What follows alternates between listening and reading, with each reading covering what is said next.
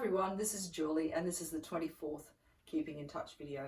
Well, today I am coming to you from our spare bedroom and I thought I'd share this space with you because there's quite a few things in here that I have made.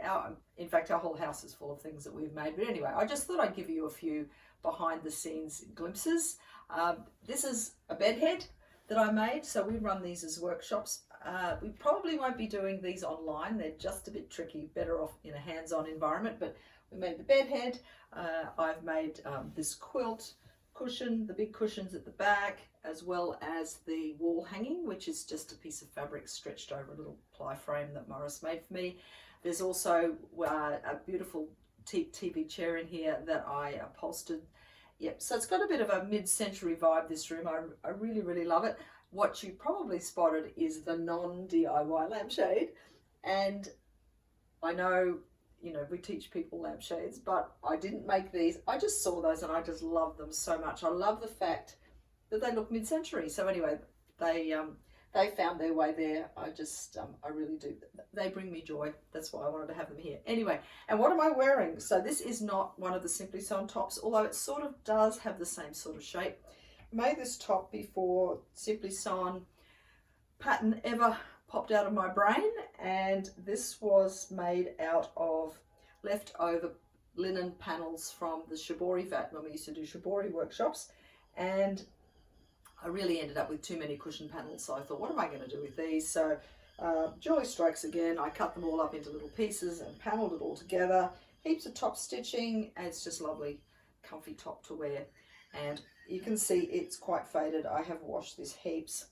Now, what have we been up to today? You would have noticed, if you're following along, there was no video yesterday.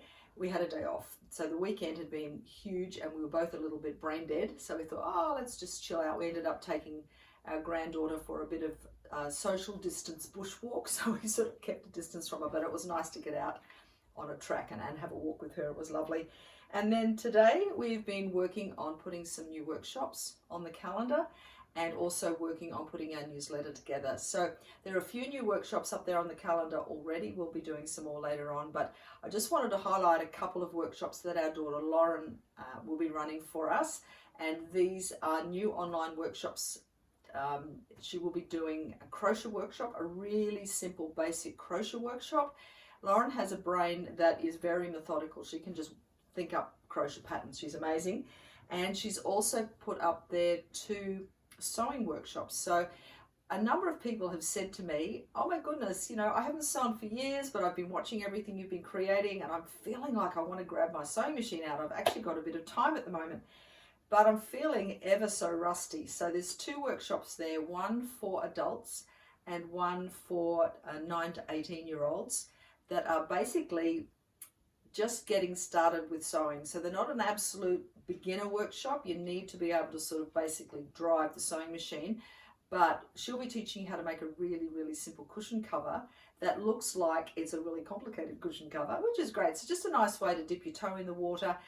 I just love sewing for the fact that it builds confidence, it builds hand-eye coordination, and there's nothing quite like when you finish making something going, look what I made. It's such a great feeling. So they're there, and as I said, there's a couple more to go on there as well before we send the newsletter out. Now, I realized that I haven't shared about the newsletter before in a video. We've been doing a newsletter since the beginning of Ministry of Handmade, and we've usually done it about once a month. Occasionally we might do 2 a month, but there's lots of great hints and tips in the newsletter. There's always a list of what's coming up.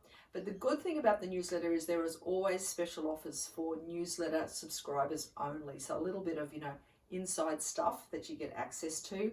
You can sign up really, really simply. Just at the bottom of the homepage of our website, there's a little field there where you can fill in your details. We promise not to stalk you. Oh my goodness, you will not be getting multiple newsletters from us and wanting to unsubscribe, because we just know there are a lot of work to do, so we just sort of ration them out a little bit, but there's always heaps and heaps of great stuff there.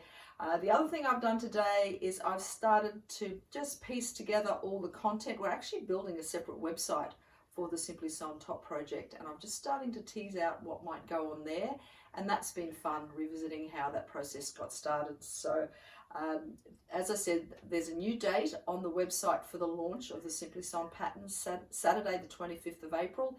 It's filling up fast as well, so jump in there if you haven't already booked, and we'll talk to you tomorrow. Bye.